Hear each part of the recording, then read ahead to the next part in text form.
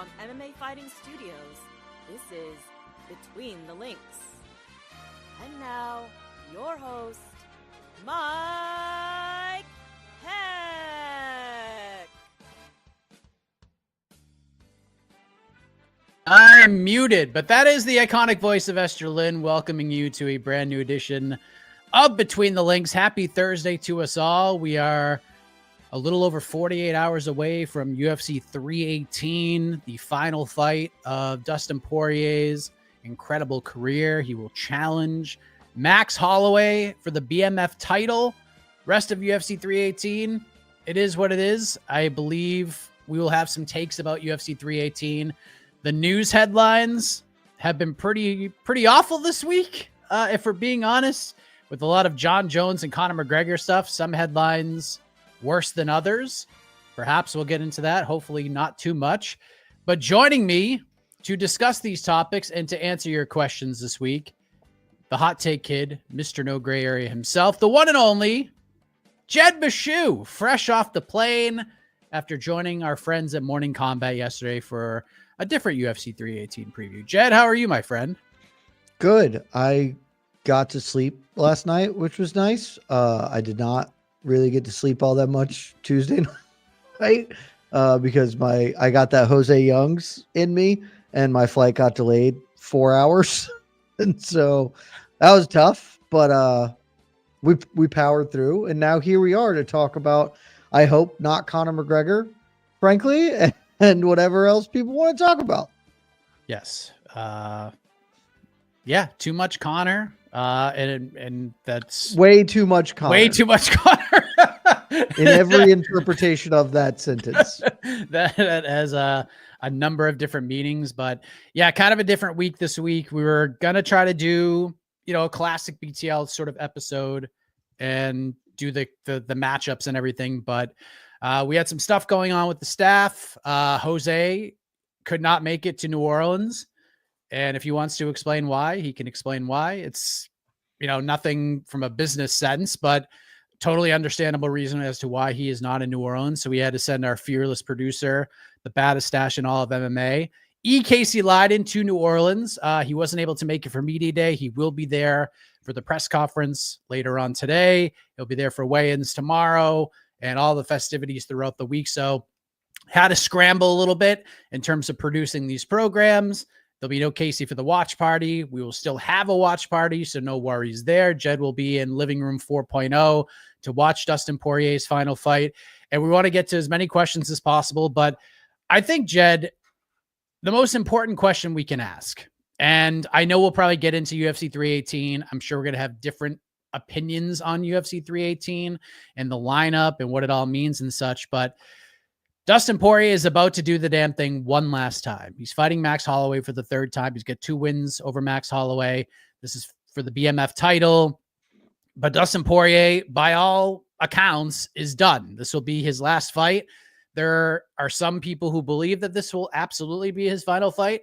There are others, including fighters on the UFC roster. We actually have a video we dropped of fighters and different people within the UFC organization and throughout MMA reacting to Dustin Poirier retiring. There are some who feel, hey, this guy's going to leave behind a tremendous legacy. And there are others, Aljamain Sterling in particular, said, this dude ain't retiring.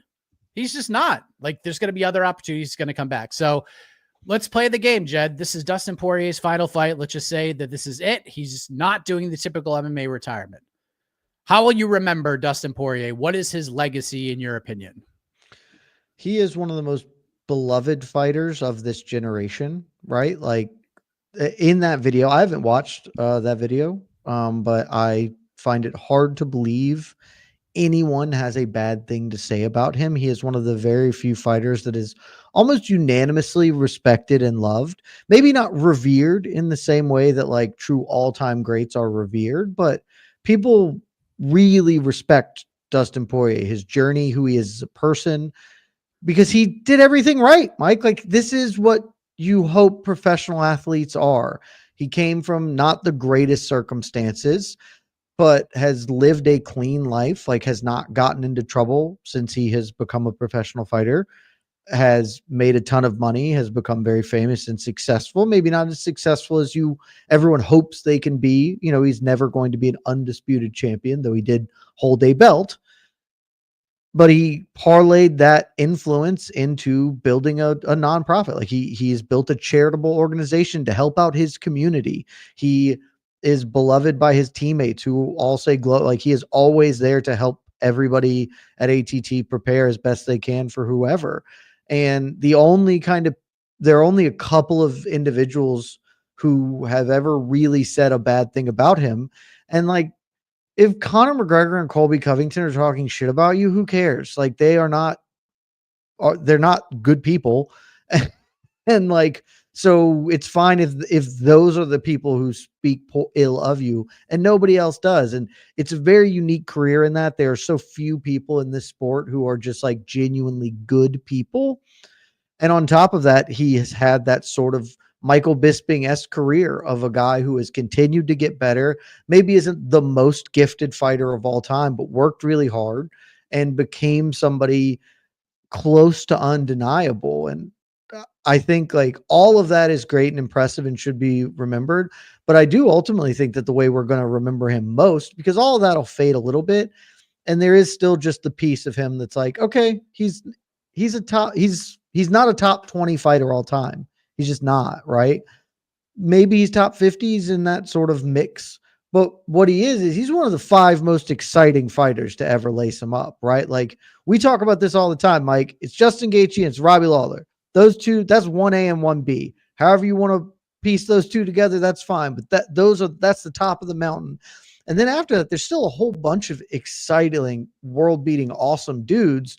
But Dustin Poirier is right in that mix of every time he has fought, almost without exception, it's a banger. He's got 2 fight of the years on his resume and another 5 that finished in the top 5 that finished second that year. Like the fight that he is maybe best known for at this point is that Max Holloway rematch. And that in almost any other year is a fight of the year, but for the fact that Kelvin Gastelum Israel Adesanya happened literally 30 minutes before it did, and one fight of the year honors that year. Like this is a guy who's guaranteed good times and one of the few fighters who you don't have to feel bad about in any respect. You don't have to be like, I like him, but I just try to not listen to him on social media or whatever. Like he's just great. And I am happy that his career is coming to an end on his terms, but I will be sad to see him leave. Is this actually his final fight in your opinion? 100%. He has been so crystal clear about it. He's been crystal clear about it for years at this point, that he doesn't want to fight just to fight. He's made enough money. He has other things going on. He wants to leave the game.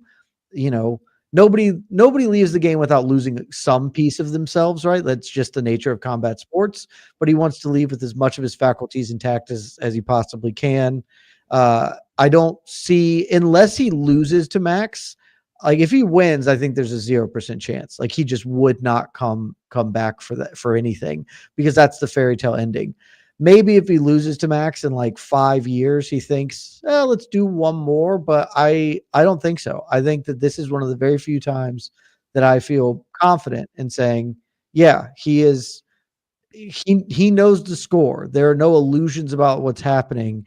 And this is such a perfect opportunity to walk away. How could he ever hope for better? Right?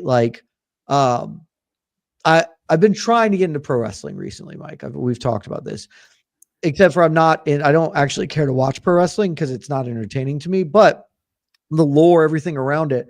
And on my TikTok, I get a bunch of wrestling videos get fed to me for various reasons now. And one of them was a video of Dave Bautista answering questions and he's doing some media press for a movie release. And somebody's like, would you ever go back to pro wrestling? And he's like, no. Oh, my ending was what I wanted it to be. I don't know how, what his final, I would guess that you do. I have no concept for that, but he's like, I would never tarnish that ending. Like that is how I wanted. And so, yeah, I think about it, and it's intoxicating to go back out in front of the crowds, but I would never ruin what was so special and perfect for me. And I feel very similar for Dustin Poirier here. It's New Orleans. He's not the last guy out. Max is walking last, which is stupid, but he'll be the last guy to say something in the arena that evening for sure. He'll get the full video package. That place is going to lose its mind for him. What more can you ask for? I don't think he's coming back after that. Yeah, I just don't know what his motivation would be. You know, like if he fights for a belt again, like it is the UFC, and could they put that in Dustin's lap? Sure, they could do that. Could they offer him the fight for, at least in his eyes, that got away? Nate Diaz, who is another guy who doesn't say terrific things about Dustin. In fact, tweeted about him last night with a not so kind tweet. Maybe, but it's not like he needs the money. It's not like he's never won any sort of UFC belt, because he has. The guy's accomplished a ton. So I just don't know what the motivation is. And it seems like his motivation at this point is spend as much time with his family as he can, watch his daughter grow up. He's got a second child on the way, and I think he's going to be focused and very busy with that. So really looking forward to this fight, really looking forward to see Dustin's final walkout. He confirmed Lil Wayne will be walking him out for his final fight, and it should be pretty special. So looking forward to that on Saturday night. Let's go to the peeps. Of course, super chatters get to the front. Our friend Lazybed says this: it's been 10 years since the UFC last visited New Orleans. That card, headlined by Boach versus Hendo, tied the record for first round finishes with 7 on Saturday. Wow. Do we get similar fireworks in the Bayou? So before we answer this, before we make this prediction, Jed, how do you grade UFC 318 as a whole? Oh, terrific question. So I talked about this, but they wanted a letter grade yesterday on Morning Combat. And so I didn't give, it's a pay-per-view, so it must be held to the Meshew star system. And I think, like, for me, I'd give it a 2 Meshew stars. And I know that is a controversial opinion. I know that people are down on this card, and I totally understand it, right? And I'll even stipulate to most of the backlash to the card, right? Because if you look at it on paper, the core problem with this fight card, the big issue, there just aren't stories going on here. The main event has a story, but it's not even like the most compelling story, right? Because the story is just the end of this man's career, which is exciting and interesting, but that's the end of the road. There aren't branching paths afterwards to consider and kind of wonder and figure out where we're going. Either Poirier wins and he retires on a win, or Poirier loses and he retires on a loss, but his branch of the tree is done. And Max's kind of is irrelevant, right? Like if Max wins, that's better. And then he's got wins over Gaethje and Poirier, and that's great.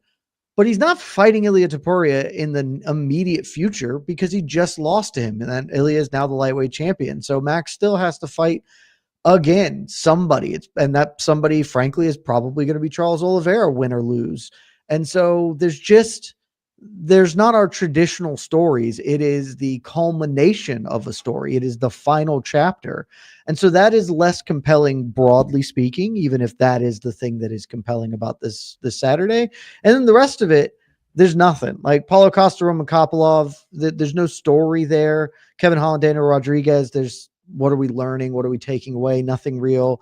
Pitbull, Ige has a little bit of a narrative because it's like Pitbull needs to win or the day is done for him. Like he's completely out of it. And Zell Hubert, Michael Johnson, like that's not like, where's the narratives happening here? But if you just go back to every one of those fights, they're all fucking bangers, man. They are all absolute rippers. And that's the thing. Like, I don't know if we're going to get to Lazy Bed's question, 7 first round finishes, but I would be stone surprised if this main card wasn't 5 heaters, like 97 miles an hour, right? Just painting corners with this shit, man. These are going to be incredibly fun fights to watch. I can't really see how any of them isn't. And then at the end, we're going to get the capstone of what's probably going to be fight of the year. Like when these two dudes fight, it's always fireworks. And the last time the two of them fought, it was one of the 15 best fights that's ever happened. Maybe things change. Maybe we don't get the fight of the year, But the last time Max was fighting and I was like, this is probably going to be fight of the year, was UFC 300. And I'm doing that again. And I think that that's it. And so I get looking at this card and be like, that's a little weak. Do I want to drop 80 on it? I am so confident that if you are in the New Orleans area, you should go. It would be lit. It would be incredibly fun to be there for Dustin's last ride and all the things that surround that. And I'm just really confident if you drop $80 on Saturday, you will not be sad about it. At the end of the night, you'll be like, I had a damn good night. You know, me and the boys got together, ordered the pay-per-view, ordered some wings or whatever it is. You know, maybe you're doing New Orleans shit. You're going for beignets and fucking crawfish, like, and that would be great. And you're going to have a wonderful time. So I'm higher on this card than just about everybody, stipulating that we're not going to have anything to talk about like next week. Really. There's not going to be like, where do we go from here? But sometimes you don't need it, man. Sometimes you can just lock in on the night. And I think that Saturday nights can be really fun. I'm actually completely with you on this, but more so because of what this card actually is. This is the Dustin Poirier send-off card, where in my eyes, the rest of this card does not matter. It truly does not matter. We are here for one reason and one reason only. And normally yes, I agree with you. I think these fights will be fun.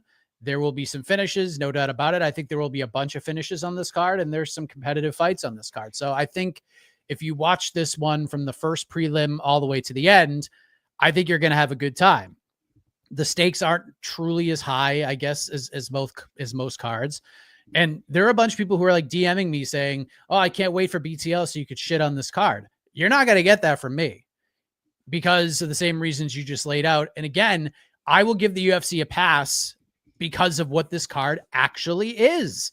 This is not, hey, let's load it up for Dustin. This is all about Dustin, and the rest is just cherry on top of the sundae. So for me, I don't even know if it's necessary to really grade it. I think you can grade it on just one fight, and then the rest of it is just, hey, if this delivers, it's pretty cool, because no matter what happens, this entire broadcast, this entire week is about Dustin Poirier, his career, his greatest moments. So hopefully the broadcast does a good job of highlighting those moments, taking us back through time, because there's a ton of newer fans. Hell, there's probably a bunch of fans who are newer to the sport that the UFC is promoting towards who have never seen Dustin Poirier fight. They probably never seen him because his last fight was the Islam Makhachev fight, and they just hopped aboard. And now they're going to watch Dustin compete, and it'll be the only time they see him compete. So hopefully the broadcast, a bunch of vignettes about Poirier's greatest moments. I think that's what this card is all about, honestly. Again, it's not the best card. It's one of the worst, honestly, if we're talking about stakes and implications and storylines and all that stuff, but it doesn't matter. Sometimes it just does not matter. And I think this is one of those cards where it just does not matter. So, and I think it's going to be fun. I don't think we're going to get 7 first-round finishes, but wouldn't shock me if we got 7 finishes, probably more on this card. Oh, I would definitely pick higher than 7 finishes total. First rounds, that's just a lot to ask for, but like, I mean, Gaethje is for sure getting a finish. Damn right. Dulatov's probably getting a finish.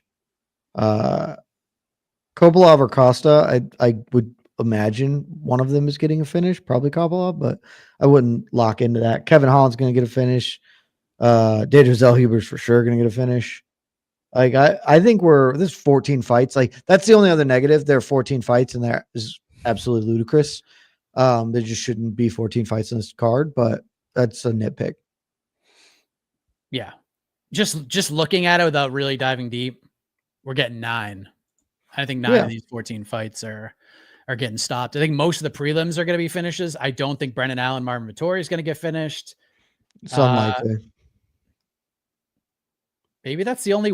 I don't think Kyler Phillips, Loke Dog is going to be a finish either. But you can make a compelling probably case. not. But I would never count out Loke Dog to not get it could always happen because Loke Dog is very dynamic. Sure. Phillips is quite tough, so I agree. I don't think that's likely. Yeah. First super chat, RS40. Thank you. Is Dustin Jed the greatest fighter to have never been undisputed champ? Also, how would Max losing a second trilogy affect his legacy?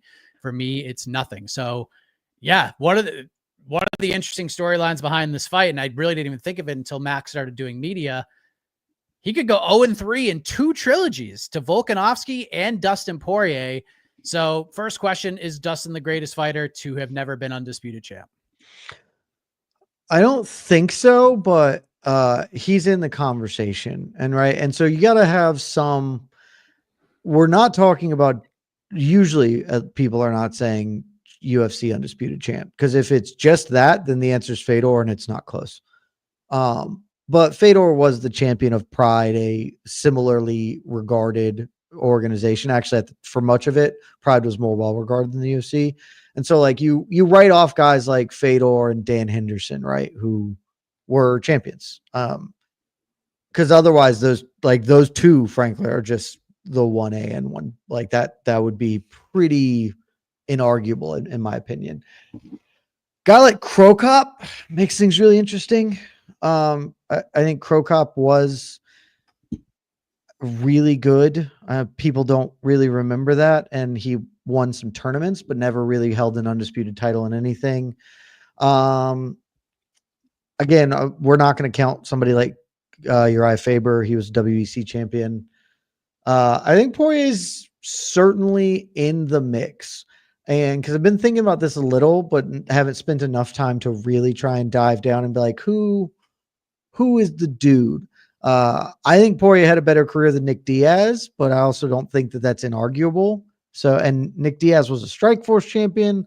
I don't know if we weight Strikeforce quite the same. I don't think we do or should as, Primera Pride, but I don't know, man. It's a really good question. I think he's got a very strong argument to being that. Maybe he isn't it, but he's got a really good argument. What do you think?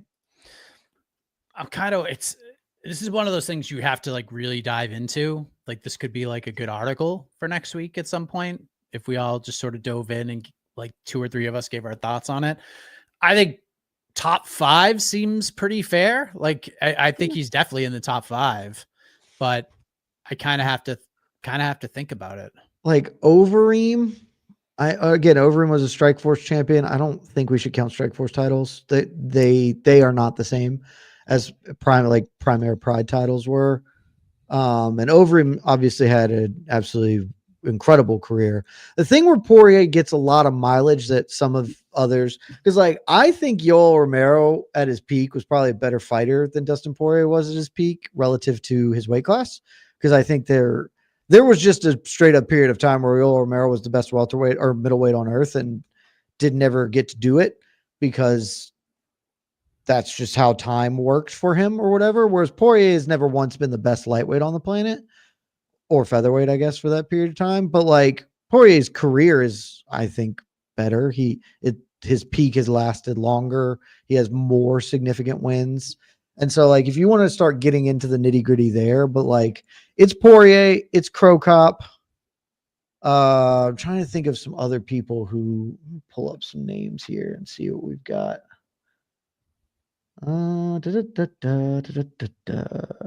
Overeem, Benavidez. Those are all really, really good fighters. And if you want to put them at the top, I don't have any issue with it. Yeah. Tony Ferguson, somebody in the chat. That's a good one. Sarai. Look, Tony Ferguson, again, his career is not going to be held in as good a regard as it probably should be because of the way it ended. And that's people don't recognize how great BJ Penn was because of the way his career ended. When you do that part of the game, it naturally hurts your sort of long-term stock. Poirier has avoided that. I think Poirier's career is better than Ferguson's. Again, I'm not sure Poirier got to the same height Tony Ferguson did, but I think his career is better. Yeah, it's a good question. And, it just shows you how good Dustin Poirier is that he's actually in this conversation, because there aren't a ton of them that are in this conversation. Masters of the Universe Classic, you mentioned the Pitbull fight, and if he loses, he's in big trouble. Does he retire if he loses? A loss to Danny Gay is not bad by any means, but it's more about Pitbull's performance against Yair not being great combined with another loss. So I think you and I were both on the same page with the Yair fight. If there's just one matchup you don't want to throw Pitbull into, it was just, probably the toughest fight stylistically, I didn't think this fight would even be competitive at all. And it wasn't. I thought Yair was just going to run his ass over in like the first round or two, but that's Yair. And when Yair is on, he's very, very good. And Danny Gay is a good fighter as well. He's beat some good dudes. He's pretty much thwarted almost every up and comer that he has faced for the most part, outside of maybe a couple. But if he loses to Yair, then loses to Danny Gay on Saturday, you think he's done? So I think he's done anyway. I thought the Yair fight was bad because he's cooked, but I thought it was the best fight that they could make for him outside of giving him a title fight, because it's the only one I thought he at least had a chance to win. Like, I guess maybe Brian Ortega, because Brian Ortega is bad at fighting, but like he was never going to beat Diego Lopez or Movsar Evloev, not at this stage of his career. Yair is the only sort of top 5 dude he had a chance to crack, and he didn't look all that good because he's old, he's washed, his time has passed, and that's a harsh thing to say, but he's not going to get that Michael Chandler late career run. It's just unlikely. And Danny Gay is, again, like, theoretically winnable, but I don't actually think that this is a very good fight for him. And when he loses, I don't think he's going to retire, because like he just got to the UFC, right? Like, I'm sure he's getting paid fairly decently, and he'll want to at least get some time here. It won't be a Ben Askren. Remember, Ben Askren retired before he came to the UFC. He's like, I'm out. And then they did the trade and he fought 3 times and left because he was already done. Pitbull does not strike me in the same way. I don't know that he'll hang around for years and years because he is old, but I don't think he's going to retire after he loses to Ige. Then it'll just be, how do we use him? How can we get him a win? It will be much more akin to Takanori Gomi for the people who have been fans for 15 years. Like when Kid Yamamoto and like Takanori Gomi came over, and they were clearly past their best efforts, but they had a significant name and they could win some fights, but would lose more than they've won. Like, that's just what we're in for with Pitbull here. It's a big one for him. Absolutely a big one. Is the fighter that we want to see this weekend in terms of storylines Dakota Ditcheva. She, of course, is fighting Samiko Inaba on that PFL card. We know exactly what this fight is. This is just going to be a showcase fight for her. But let's just kind of what's the fallout of Dakota? She's going to beat Samiko Inaba. She's going to run her over. She's going to finish her. There's got to be something after this, right? Like, we have to say, hey, Dakota's fighting for a belt at the end of the year against somebody, right? Like, you have to. Is she not defending a belt here? No. Why not? Because she won a season championship. Technically, Liz Carmouche is still the organization's. Oh, then yeah, champion. That's easy. I'm not really sure why we're doing this instead of her fighting Liz Carmouche, but she's fighting Liz Carmouche next. If Liz wins the tournament. Pull Liz out of the tournament. I don't know why you would be doing that. That's dumb. Like, there's no. Should have been done then to start. No doubt about it. Yeah, I had no concept that this was happening. Yeah, this is dumb. Just pull Liz out, pay her. She's fighting Dakota for the belt. That's it. Or like, you can make that a tournament structure bout. Like, I don't know, but like, it's incredibly dumb that Liz Carmouche would not be defending her title against Dakota Ditcheva. Like, this is stupid. There's a champion anymore? Like that? I don't think they do. I straight up have no. I don't know. They got the new belt, so maybe. But like, you like them? I think it looks fine. There are very few championship belts that look good. I think it looks better than the dumbass BJJ UFC belt. So, which literally looks like a fucking toy you would get at Toys R Us. I didn't realize that Carmouche's 2 fights this year. I just didn't. What's happening? Like, what are you doing, PFL? Like, she's your champion? I had no concept for that. Just take the belt off her and give it to Dakota. Who cares? Like, yeah, you're fighting in the final for whatever, or just slot Dakota. I don't even know who the other person. Let me pull up the bracket. Do you know who she is supposed to fight in the final? Wait, say it again. Do you know who Liz Carmouche is supposed to fight in the final? Oh, damn it. Jenna Bishop? That is correct. So make those two fight next week. I don't know when they're doing these dumb finals, but like August. do it. Okay, then that's fine. If Liz Carmouche's fighting in whoever August, wins then, end of the year. yeah, That's your December champion. she's fighting the champ. And I assume Carmouche will beat Jenna Bishop, but we'll see. So that's not as bad as it. I didn't realize how far we were into the PFL thing. It's still quite silly, but it's fine. Let her kill this poor woman, and then she can fight Liz Carmouche in November, December. Yeah. See, and this is what happens when you have a well thought out, not even a well thought out, just an actual season/tournament format. We don't have to wait till the day after Thanksgiving to get champions crowned. We don't even have to wait till the end of the summer. This is a beautiful thing. We'll have season winners crowned. We could start making title fights before the end of the year, and we could see what PFL could do with any momentum that they have right now. So yeah, the whole thing with the Bellator belts being defended on PFL cards was ridiculous. Don Davis's explanation of that drove me nuts.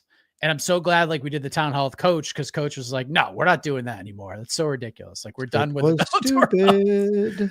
Yeah. Well, we want to pay homage to those who were champions. And if they lose the belt, then that fighter will become the PFL champion. What are you talking about? It's so dumb. It's very stupid. It's all been very stupid.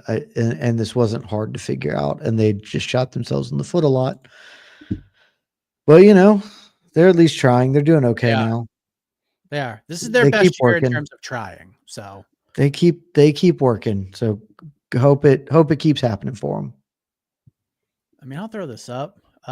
What do we do outside of MMA job wise? My answer is nothing. This is my job. This is my career. I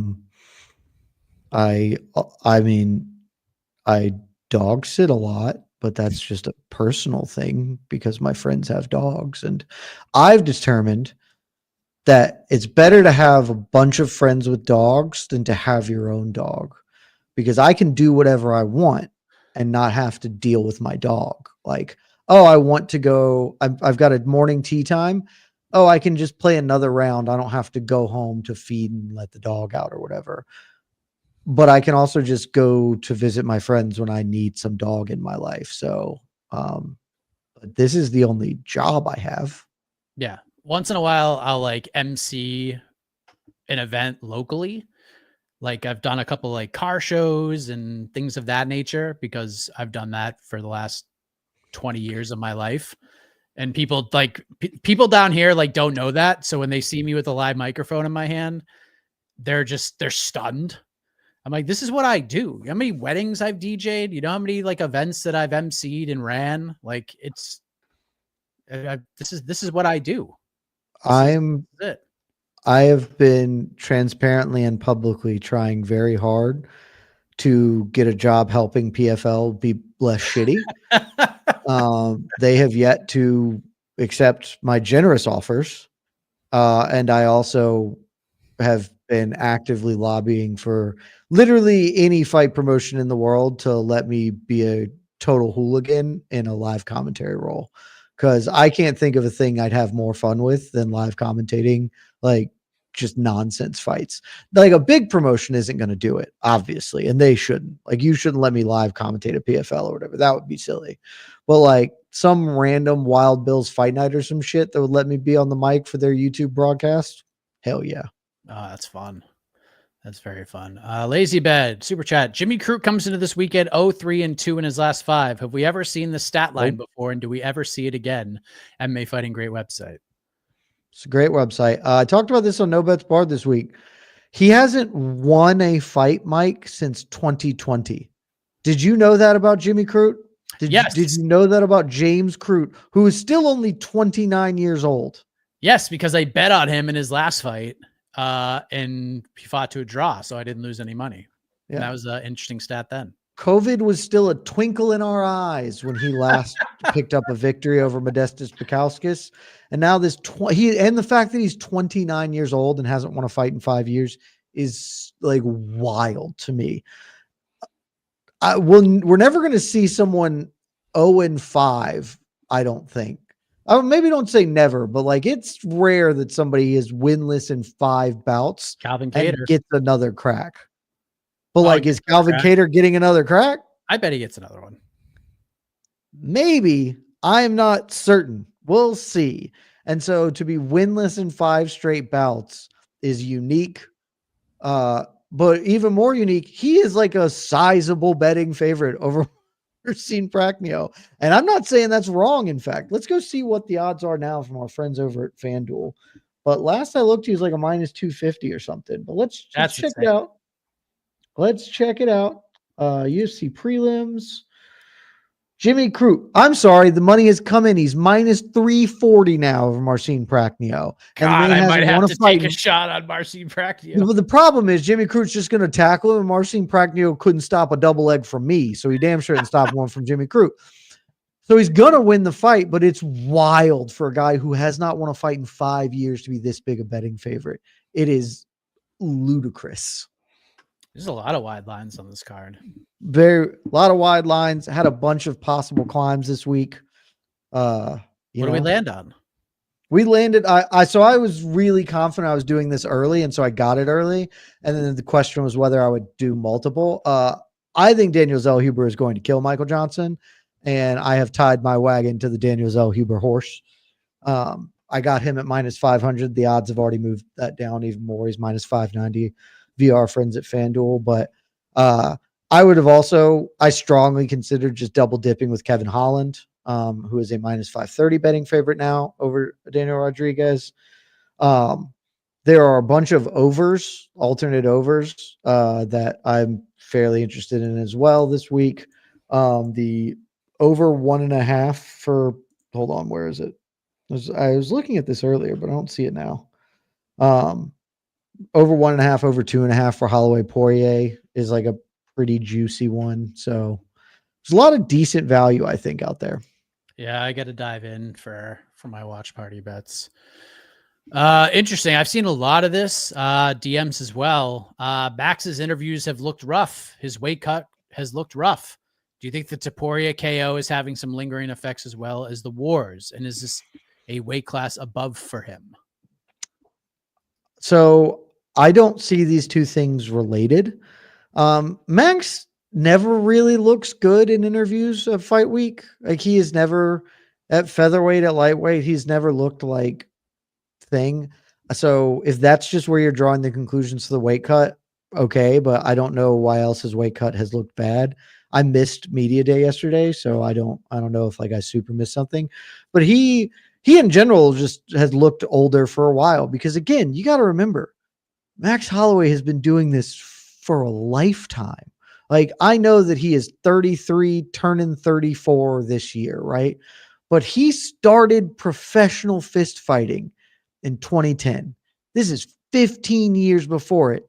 And you should also remember that his first year and a half was the only time he wasn't in the UFC. He joined the UFC in 2012. He has spent 13 years in the world's primary best organization, fighting mostly hitters. His debut fight was Dustin goddamn Poirier.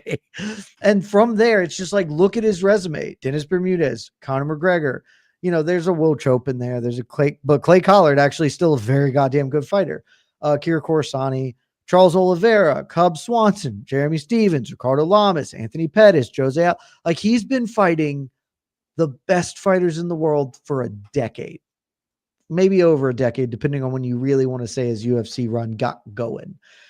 That just takes a toll. And that doesn't include gym wars and all the other parts that come to this sport. He's always going to look rough. Because also the thing people don't really realize about Max too, he is so far above everybody in strike stats that it's like cartoonish, frankly.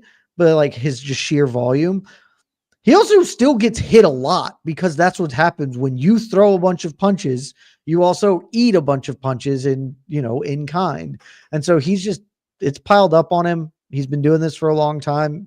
He's always going to look a little rough.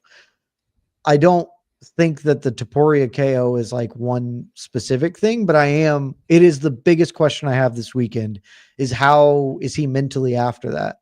Because straight up, I thought Volkanovski looked terrified to fight Ilia Topuria. I've watched that fight several times, and each time I look at it, I'm like, Volkanovski is just stone cold petrified of getting hit in the face. And to me, that is because the first time he ever got straight up lit up, knocked out was the fight immediately before that. And so I don't know if the same thing is going to happen for Max or not, but I guess we'll find out on Saturday. And I think facial hairless Max Holloway also looks older than facial haired Max Holloway. I don't know. It's always weird. Like when he doesn't have like a mustache or a goatee or some kind of facial hair going on, he looks more weathered. It's bizarre.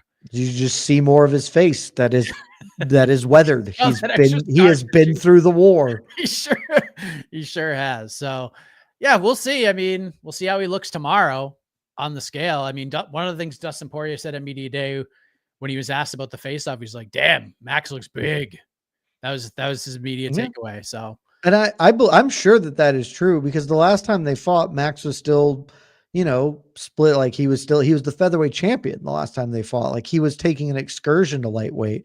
And even though he's always been a very big featherweight, because again, remember, he was supposed to fight Habib for the interim lightweight title. And the commission was like, "You're cutting too much weight. We can't allow that." He's always been a big featherweight, but like if he's no longer even pretending to go down to 145, I'm sure he's put on 5-10 pounds. Like, why wouldn't you? Of course, live that life. When you make that decision, I'm never fighting at featherweight again. Eat that food, son. I'll throw this up there. How do you compare Justin Gaethje's career to Dustin Poirier's? They both seem kind of on par with each other, so I'm interested to know your thoughts.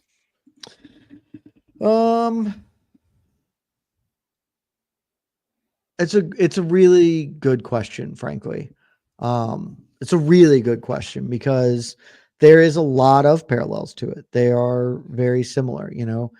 Gaethje has the fact that he got to they both held interim title in the UFC. Gaethje did get to be an undisputed champion in a different organization, not an organization that, is to the same standard or whatever, WSOF, but he did get to have that. I think Gaethje is less of a beloved figure than Poirier, right? Like people love Justin Gaethje, but they don't respect him in the same kind of way that they do with Poirier. And honestly, to some extent, that maybe you could just trace specifically to the Conor fights, to Poirier's, his journey has been a little more everyman, right? Like he lost much more often than Gaethje did early. And so his journey is easier to sort of attach yourself to as he has continued to improve. He's frankly branded it extremely well. And I don't know that he was necessarily trying to brand it in this way, but Justin Gaethje, again, these are two very similar careers in many respects. Justin Gaethje didn't have the paid in full storyline ahead of the Habib fight, where it's like, this is the culmination of a lifelong dream. I am the lightweight Michael Bisping, that sort of thing going to him. And that some of that is frankly just branding, like his way to communicate who he is to fans, and has been better than Justin Gaethje. And all the other stuff, like the Good Fight Foundation. I think people like and respect that in a way that Gaethje hasn't really done with his career. At the same time, Justin Gaethje, while Poirier is one of the 5 or 7 most exciting fighters, Justin Gaethje is the number 1 most exciting fighter who's ever competed. The only real argument I can hear in opposition is Robbie Lawler, and I actually think Justin Gaethje has distanced himself from Lawler in that regard. And so, like, he's got that over him. Like, he is on the very short, like, he is guaranteed a spot on the Mount Rushmore of action fighters. And that's something that Poirier, isn't guaranteed. Could be up there, but he's not Abe Lincoln if you're building the Mount Rushmore, right? Like Gaethje is. And so there's a lot of similarities. I do think you probably, let me ask you this, Mike, and we could put this to the chat as well. Chat, you can fire in your answers. Would you rather have Gaethje's career or Poirier's career? Like if it was, you're going to Freaky Friday and swap into, whose career would you rather have? I think most people are going to pick Poirier. It's definitely Poirier. Because with the career comes the bank account, and Dustin's way richer than Justin. Setting aside the bank account, because then everyone would pick Conor, and I don't fucking want Conor's career, but like just the resumes, just the names that you've had, the accomplishments, and the fights you've put forth. Whose career would you rather have? Probably Dustin. I think most people will pick it on that, but Yeah. like it's close because their careers are really like they're the same tier of fighter realistically. And they've been that tier for like a decade, which is incredibly impressive. Yeah. And honestly, I think while Justin wins the award for like the most exciting fighter, I mean, there's so many parallels to their careers.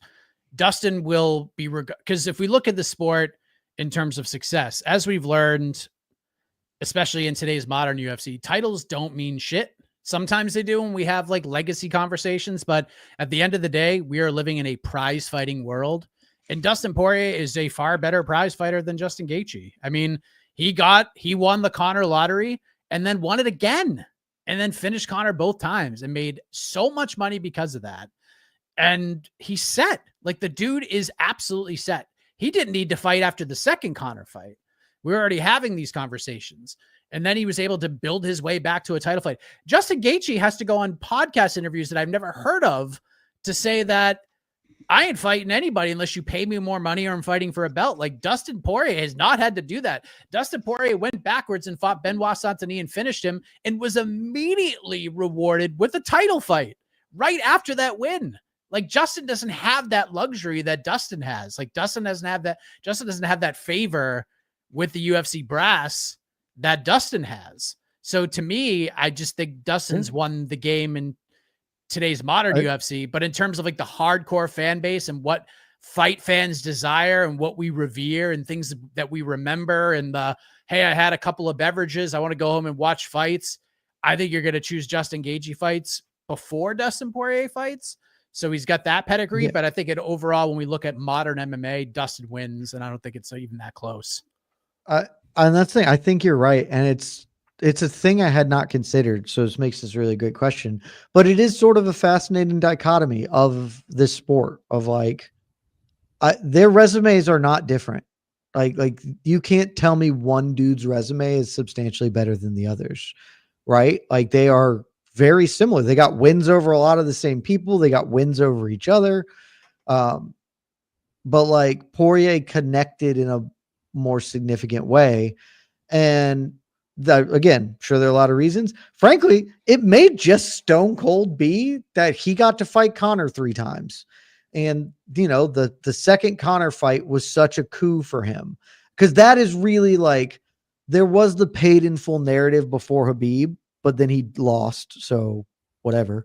Like he did not get paid in full, but he was started. But that narrative felt to some extent like it got concluded, like there was the happy ending, that there was the bow on the story of, okay, you didn't beat Khabib. Nobody beats Khabib. So whatever, but you got to do the thing. You won the big fight. If we had the Disney movie, we can end the Disney movie right here with this big, significant, important fight that you've won. You got your revenge. You showed that you were not the same man who was 20 years ago, and you beat the villain. Huzzah. And Gaethje has never had that. Gaethje has never had that sort of a moment, right? Like he got to beat Rafael Fiziev, which is frankly just like an incredibly impressive thing to have done twice at this stage of his career. And frankly, more impressive than any of Poirier's recent wins. But like that doesn't get over in remotely the same way as the Conor thing did. And so he kind of loses the storytelling aspect of his career. Yeah, it was just lighting in a bottle for Dustin. Conor was having his issues with the UFC. Dustin was putting over his charity. Conor sent that tweet, hey, let's do a charity boxing match. We'll raise money for both my charity and yours. And then that led to that fight being booked, and it was so respectful in and out of it. And then all of a sudden we got some heat on the bone and the leg break and all that stuff. And Dustin got the last Conor payday at this point, maybe the last ever at this point. So no, he's coming back. Well, probably for the White House card. He's coming back for the White House. I'm so convinced that that's happening. Probably. Left lane, super chat. Oliveira, Gaethje, Dulatov, ceilings, top 5 champs. I'm sorry. Repeat that for me.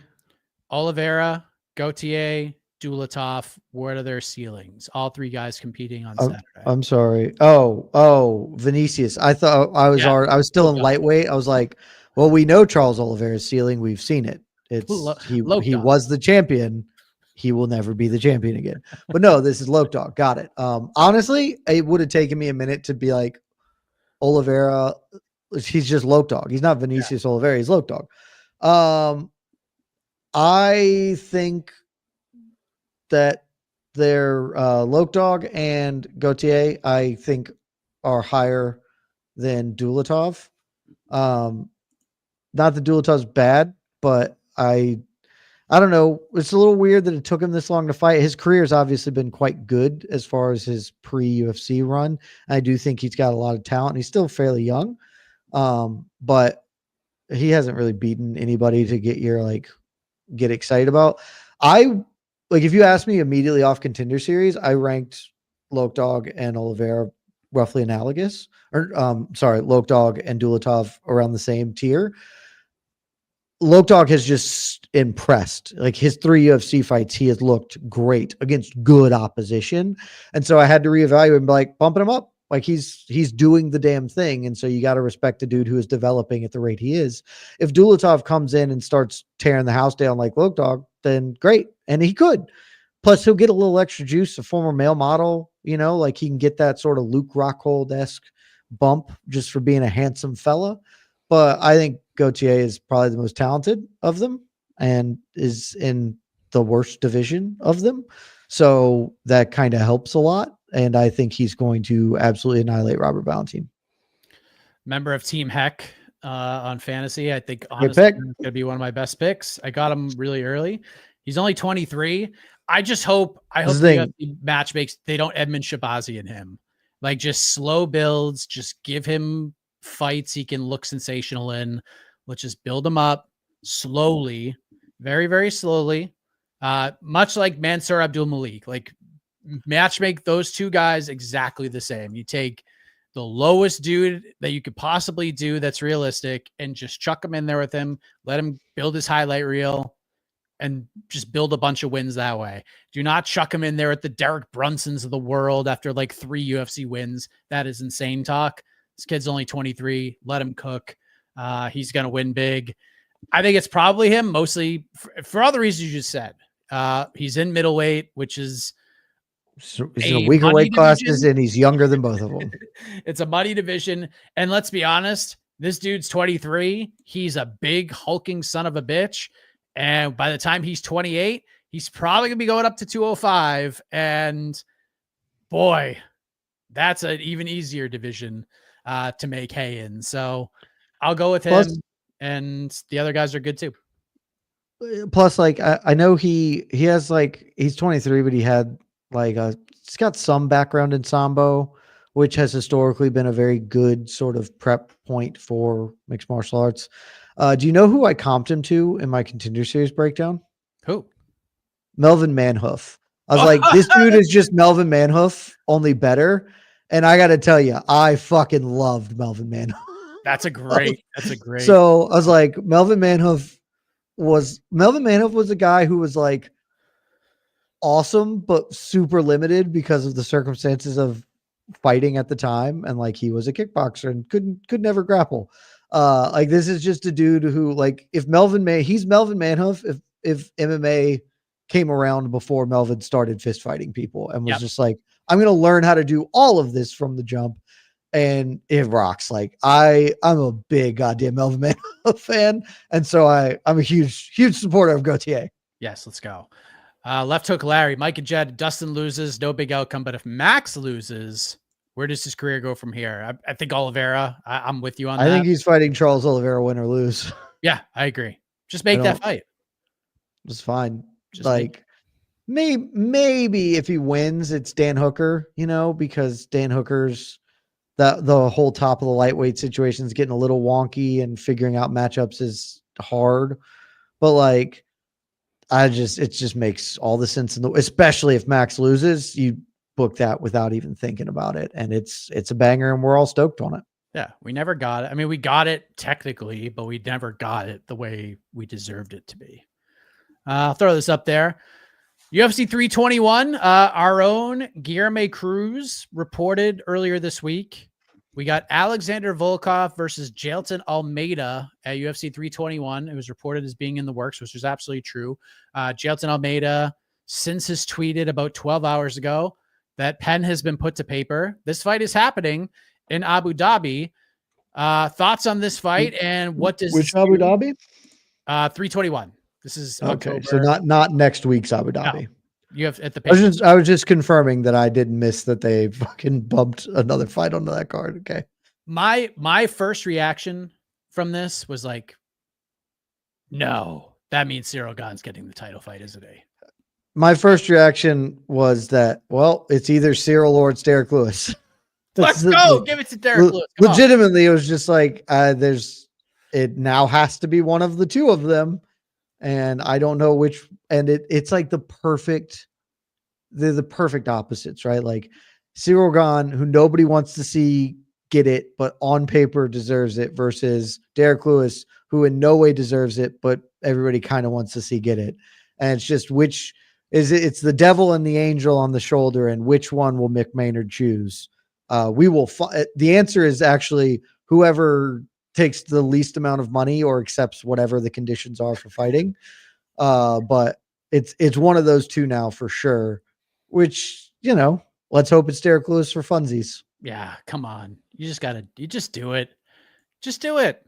Derek won. He's got 2 wins in a row, 2 knockouts in a row. Cyril Gane has a super controversial win in his last fight, and the fans would just gravitate more towards Derek getting one last chance. So, and plus I'll be right. And I'll be talking about that for the rest of my career. So, Lazy Bed, this is a big weekend, Jed. Lots happening.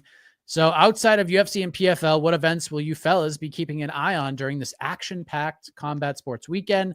Lazy Bed is going with the Karate Combat 8-man heavyweight tournament. I did not realize that was this weekend. No, neither did I. And that is promotional malpractice from Karate Combat. They should not be this weekend. They got so much shit going against them. Why would they do that this weekend? So silly. Because I would be kind of interested. That's a silly, fun thing. Should have done it next week. Yeah. I mean, yeah, that would have been fine. Look, I won't lie to you and pretend that I'm not at least marginally interested in this PFL card, because even though like Evelyn Van Steenis, it's going to be a walkover. Pulling up now, Ditcheva, Anaba, walkover. AJ McKee, Akhmed Magomedov, pretty fun little scrap.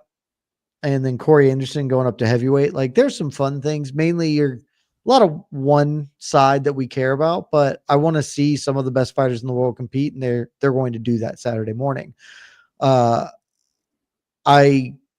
will not be watching Manny Pacquiao, the 50-year-old senator box. And mostly just hope he doesn't severely injure himself. But I am, and I'm covering it because we're covering it, so that helps. But I am deeply interested in Usyk Dubois. I think Usyk's going to win because I think Usyk is one of the best pound-for-pound fighters in the world right now. But Dubois is much younger, hits real hard. At some point, Usyk will start to slow down, right? Like, he can't do this forever. And how old is Alexander Usyk? Is he 39? He is 38. And so like, you know that at some point it's coming. It has to. I know he knocked out Dubois not that long ago, but like that will be the fun with Usyk's remainder of his career is how much longer can he keep doing this? Because heavyweight, the margins are small. And so I think that's also, you get to watch one of the 3 best boxers on planet Earth do his job against a very solid opponent to unify the belts again. Hell yeah, let's go. Yeah. I know Manny Pacquiao's fighting too, but God, Amazon Prime, what are you doing? And I don't even really fully blame Amazon, but PBC as well. How dare you have the audacity to charge $80 for that fucking card? Are you insane? Really? Like, it's That's $80. Insane. It's $80 to watch Manny Pacquiao fight Mario Barrios. He is 46. He is 46 years old. Crazy. Also, we were talking about, I guess actually this didn't. So BC and I talked about this a lot yesterday pre-show. Like, we didn't actually end up talking about Manny Pacquiao on MK. BC is calling the fight. But like, we were just talking about it. I was like, man, in the same vein that I was just talking about Max Holloway being old, right? Like an old 33. Buddy, I don't know what to tell you about Manny Pacquiao. Is 46 going on 102 in boxing years. He is like Manny Pacquiao. Let me pull this up so I have the exact date. Manny Pacquiao started his professional boxing career in 1995. 30 years ago, when he was 16 years old, he started his professional boxing career. And before that, he was doing like the kids box each other and get CTE because they're boxing at like 6 years old. He has been fist fighting with real fists, like hitting people for almost 40 years. He should not be doing this. It is bad that he is doing this. And that bill is going to come due. And there's just no way around, because he had a hard career too. He was in wars in his career. He is like, the Muhammad Ali Express is coming for him. And that's going to really break my heart, especially the fact that he's still fucking boxing at 46. It's terrible. So I hate that I did this because I'm not even going to be watching the fight, but I actually, just for fun, I saw a line on FanDuel that I jumped on, like one of those like feature parlay type things. I have a bet on Manny Pacquiao to win in round 10 to start at plus 330, because I do think Manny has a pretty decent shot at beating Mario Barrios. Like, Mario's fun. Like, he's a good fighter, but even at 46, I think Manny can win. He may not, but I don't think he'll get the doors blown off. What are they fighting this at? Welterweight? Let me see. Let me pull this up. I mean, that would make sense. I think Manny spent the last like 6 years at welterweight or whatever. Yep, welterweight. That's the other thing about Manny's career. I don't think people understand. And I'm not even like a super deep, like I'm not BC. I'm not a deep boxing head. Like Manny Pacquiao's career is just like ludicrous. Like he started like a goddamn flyweight. He started weighing like 100 pounds or whatever and won championships, and has spent like being deeply undersized and still being wildly competitive. This is all bad, and I really wish he wasn't fighting. Do we not get enough little guy boxing with Mike Tyson? I don't think it's the same. If Manny Pacquiao was like flying home and had a medical emergency, I'd feel worse about it. Plus Mike was what, 56, 57 before that fight? Yeah, that sounds right. It's a decade. So, I mean, we'll see. So we're clear. I want to put this in MMA terms. Manny Pacquiao's career started at flyweight. That's 112 pounds in boxing. Welterweight is 147. So this is if Demetrius Johnson spent the final years of his career competing at lightweight and being good. It is a pretty ridiculous career. And plus, it's fucking outrageous.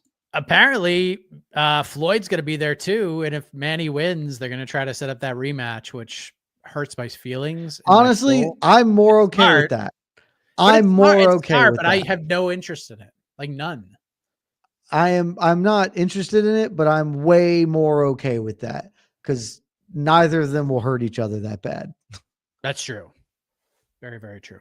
All right. We got a couple more minutes. So fire in those last minute questions, excuse me. And we'll wrap this baby up because, like we said, very busy weekend. Preview show tomorrow around 1 p.m. Eastern. Jed will be back for that with AK. So that'll be exciting. And Joseph, we already answered that question, buddy. We already answered that question. Then we got People's Pre-Fight Show, all the fun stuff on Saturday, watch party, all the PFL coverage. We got boxing coverage. We got it all. Plus, we got on to the next one live on Sunday to get you all fired up. Although that's going to be one of the more laid back shows because, again, there's not like doesn't matter stakes here. Yeah. So you already know what the one fight from the main event that you will pick is, and then everything else doesn't really matter. Yeah. Paulo Costa, Roman Kopylov. We'll see. I don't know. Paulo's trying to get that Hamzat fight. So you think if he wins and Hamzat wins the belt, the UFC would go right to that? No. You don't think so? I don't. If Hamzat loses, they're for sure booking that fight though. And when I say if, I mean when Hamzat loses, because DDP forever. My boy RDR is going to be coming for that title though. So after he beats Robert Whittaker. Is that next week? That is next week, right? That's next week. Yeah. Hell yeah. I can't wait for that fight. I can't wait for it because I am on vacation and I'm doing our annual golf trip. I'm going to be so loaded watching that fight. Like, you can't imagine. I'm going to spend all day just hammering golf balls and fireball shots. And I'm going to be just losing it when RDR just does the silliest victory over Bobby Knuckles. Love that so much. It's going to be fantastic. Oh, yeah, it's great. Great fun. Yes. It's a good card. It's a really good card. I wish we still had Aaron Pico and Movzar Evloev on that card, but honestly, 319 needed some help. I don't know if we've confirmed that that's happening, but the reports that they're trying to rebook it for 319, that card needed some juice. So if that's the case, it needed some help. Yeah. I hope that's what happens. That'd be actually pretty brilliant. Be a good way to do it. I would have loved, I mean, I don't know if they'll carry over 5 rounds, but be fun as hell. Come on. Let it be the co-main. But again, like 319 is so, like, I'm so fired up for DDP Hamzat. It's the same thing as this one, where it's just like, it's a 1-fight card and everything else is support. Yeah. And that one fight is so big. It's pretty mega. The problem is, and I mentioned this before, that's a lot of eggs in the Hamzat basket, man. Like, because if that falls apart, this isn't a pay-per-view. Nope. Like, I don't even know who, like, because to the best of my knowledge, nobody's like weighing in as the backup fighter. Straight up, if I'm DDP next week and I beat Robert Whittaker, I get on the mic and I say, I'm ready to weigh in as the backup fighter in 3 weeks or 2 weeks. I think it's 3 weeks after that for 319, because like they need a backup fighter. Hamzat is not a reliable dude. Well, what you end up doing is it's so bad. Michael Venom Page challenges DDP for the goddamn middleweight belt. Or you pull Fluffy from the Roman Dolidze fight and give him the title shot. I guess you could do that. You could do that, because boy, oh boy, I have to tell you, at some point, Fluffy and DDP are going to fight each other, and I can't. That's the thing. I don't think if you're DDP, you accept that fight on short notice, because it's just like that whole camp has to be nothing but road work. Just like, I got to be in the best physical condition of my life. Just sprint. Yeah. Yeah. And he doesn't have to do that for Hamzat. He has the Hamzat camp is, I have to survive 8 minutes against Hamzat. If I can survive 8 minutes, I'm going to win the fight. The Fluffy is, I have to be able to go for 25. Yeah. You have to literally just run sprints for 5 minutes with 2 dudes on your back. Yeah. Just that's all you have to do. Constantly. So, but that's the thing. Like, I am nervous about 319. God willing, Hamzat makes it. But like, when people are like, he's already in the country, visas are only half the battle with Hamzat, man. Like, this dude gets sick every time he cuts weight, and they don't have there's not a co-main event that they could bump up, even in a bad pay-per-view situation. They need something. So RDR Whittaker, the winner of y'all, needs to stand up and be like, I will weigh in 3 weeks. Well, that's something we will definitely keep our eye on. We'll be keeping our eye on a lot of the combat sports action this week. And I think we're going to go on and get on out of here. UFC weigh-ins tomorrow, 10 a.m. Eastern, I believe. We will be streaming those live. Casey, our wonderful producer. We should be, yeah, that is the plan as of right now. Obviously, Wi-Fi dependent. UFC Wi-Fi isn't always super reliable, but if it is reliable, gosh darn it, you're going to see the weigh-ins happen, and we'll cover it, and it'll be great. And I love that when you produce, Mike, when you have to produce, every time you turn the music on, your mic goes to shit for a minute. I'm still trying to figure out like the level I have to put it at before I can talk over literally it. Every time you start talking and it sounds like you're talking underwater every single time. And I don't understand the technology behind it, but it's great. Well, join us next week where hopefully I'll be above water. For Jed Meshew, I am Mike Hack. Good night, everybody. Love y'all.